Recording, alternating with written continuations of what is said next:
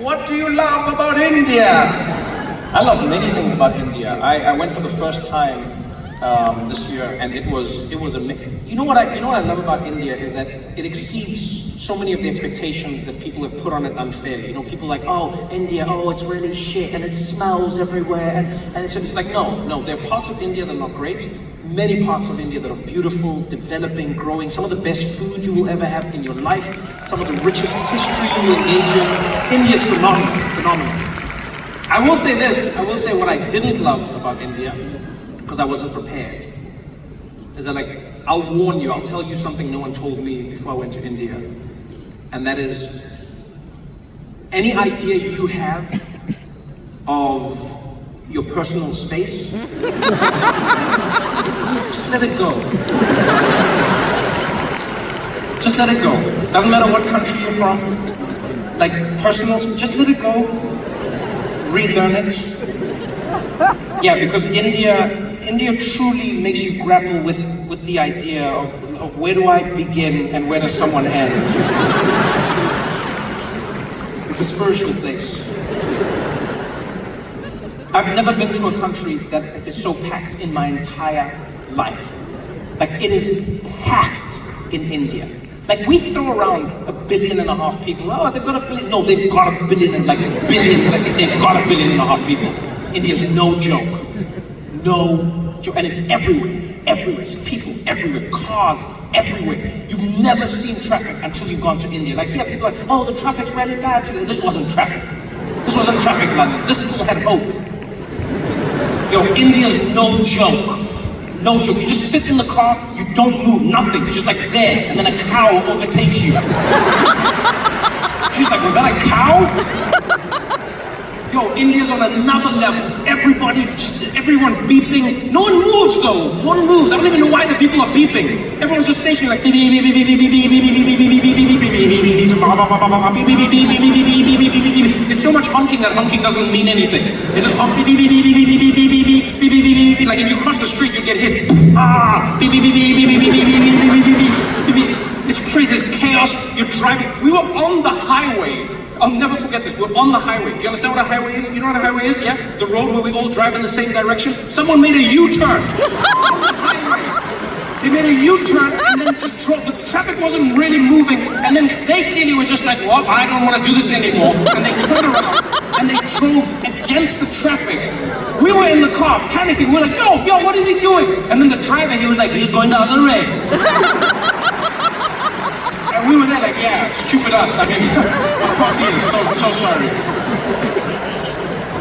India was wild. India was wild. Yo, if you know how to drive in India, you know how to drive anywhere. The cars are coming at you all directions. The lines don't mean anything. Road markings mean nothing. Traffic lights are just a suggestion. I had to like re-acclimatize myself with all of this. Like here in London, I'm the only idiot like crossing the street when it's red. Everyone looking at me like, what are you doing? The colors. I'm like, yeah, I was in India. India, those colors mean nothing. It's almost like they saw the lights in other countries and they came back and they're like, we have to build traffic lights. It's like, okay, what are they for? I don't know, but it makes the intersection diverse. Totally interesting. Yo, India was wild. London, let me tell you something now. India was what I've never been in a place like India in my entire life. This is how close the cars were. This is how close. Right? The cars, everybody is playing a game of chicken. Everyone. Every car is an inch away from another car. Every single car, an inch away from the other car, an inch away from the other. Like everyone is almost touching, I didn't realize how close each car was until I was on a FaceTime with a friend of mine. He calls me, he's like, yo man, how's India, what's happening? We're chatting. And then he goes, oh well, at least you're making friends. And I was like, what? And he's like, yeah, who's your friend? I was like, what are you talking about? And then you know how on FaceTime, your picture's small, right? Yes. I blow up my picture to understand what he's seeing. And then I realized that there was a bus that was so close to us. It was so close to our van that there was a guy in the bus who was just in my FaceTime the whole time.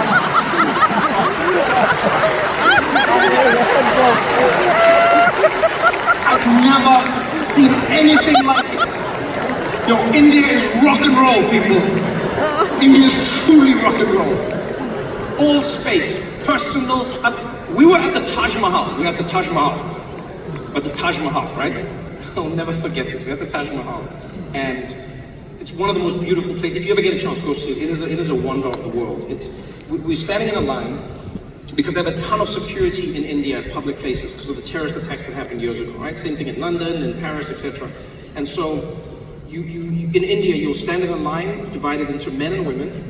And then what happens is when you get to the end of that line, there's a metal detector, and then on the other side there's a little podium that you have to stand on, and then there'll be like a man in military fatigues, and they'll wand you down with another metal detector, and then they search you. Very thorough, very thorough. So we're standing in these lines, men, women, standing there lined up. And we're lined up the way you normally line up, right? And it's my friend, and then it's me, right? And I'm close enough to my friend that like I could whisper to him. He couldn't fall without touching me. Like it's general rules of engagement, right? And so we're moving forward. We get to the metal detector. In India, you have to stand in it and wait for a moment, and then you step through. He gets into the metal detector. I'm behind him. I turn to say something to our friend who's in the women's line. I turn back. There is now an Indian man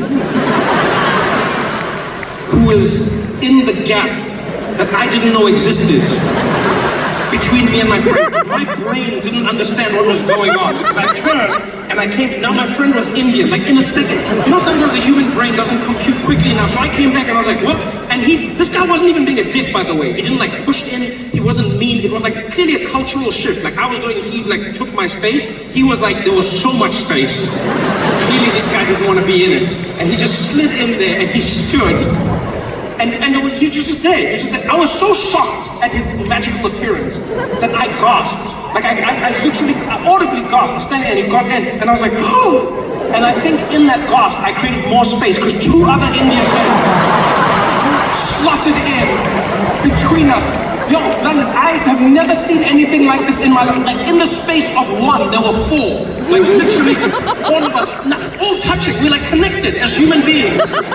Like our breathing was synced. I could feel all of our heartbeats at the same time.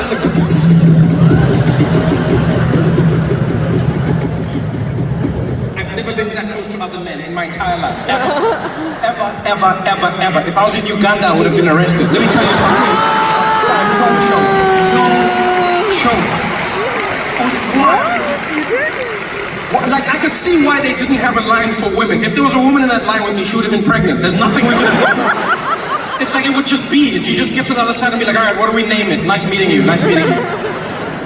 India was wild. So you're in the line. So now I don't want to get left behind again. I don't want more people. I don't want to lose my space. So my friend goes through. I'm waiting for each Indian guy to go through. Now I'm uptight. I'm like, I'm not losing anything. I'm like holding on. I'm holding on. I get into the metal detector, get out on the other side. And you climb up on these little stairs onto the podium, and then the guy wands me down, and then he starts searching me. And when I say searching me, I mean searching me. Not this like play thing that our security does on this side of the world. You know, like here when they pat you down, they just do that. Like this, you know, it's like that. It's just no. In India, when they search you, they squeeze every part of your body. They squeeze it. That starts at your shoes, pressing down. I'm like, what kind of gun could fit above my toes? Squeeze it, comes up, squeeze the ankle, started coming up my calf, squeezing every inch of me. So I was like, if I have a gun or cancer, this man will find it. Squeeze all the way. And then I was fine until he got above my knee. I was like, okay, now it's a little, do you know what I mean? Because like everything below the knee is business, and then above the knee, I mean, you start catching feelings. Do you know what I'm saying? Yeah, because like he's like squeezing, and he starts coming up my leg, and I'm a little ticklish, and I'm like, whoa. Like he's squeezing me like even like a close lover hasn't squeezed me. Coming up my thigh. There was a point where my penis was like, yo, what's going on here, man? What's happening? And I was like, no, it's not what you think. He's like, what you doing? I thought you were going to the Taj Mahal. I was like, I am in the Taj Mahal. Are you doing this without me, Trevor? I was like, I swear to God, I'm not. I'm coming out. Like, you don't come out now. Don't come out now. This has nothing to do with you. Don't come out now. I promise it's not what you think. I'm like, okay, but I feel like it's happening. It's not happening. this guy's squeezing my leg. He's coming up my leg always, squeezing. And then he comes up my thigh. And then at some point his hand is in this crack here, like in this, you know what I'm saying, like deep in there. He's like up there, and he's cradling all of it. He's holding me tight. And you know, like the gap, like just before the business begins, you know what I mean? And he's in there and he's holding my leg, and I'll never forget this moment, never till I die. He's holding my leg and he looks up at me. And he looks up at me from a position where he should have no power. He should have none whatsoever, and yet somehow he's managed to maintain all of it. And he looks up at me and he's like, "Where from?" I said, "What?" And he's like, "Where from?" I was like, I think it's from my father, technically. Is that how genetics work? I don't know. I think it's... He's like, "What? No, you, where from? You, where from?" I was like, "Oh, where am I from? South Africa." Okay. And then he moved to the other leg and squeezed it all the way down. Let me tell you something, London. I have thought about that man almost every night since then.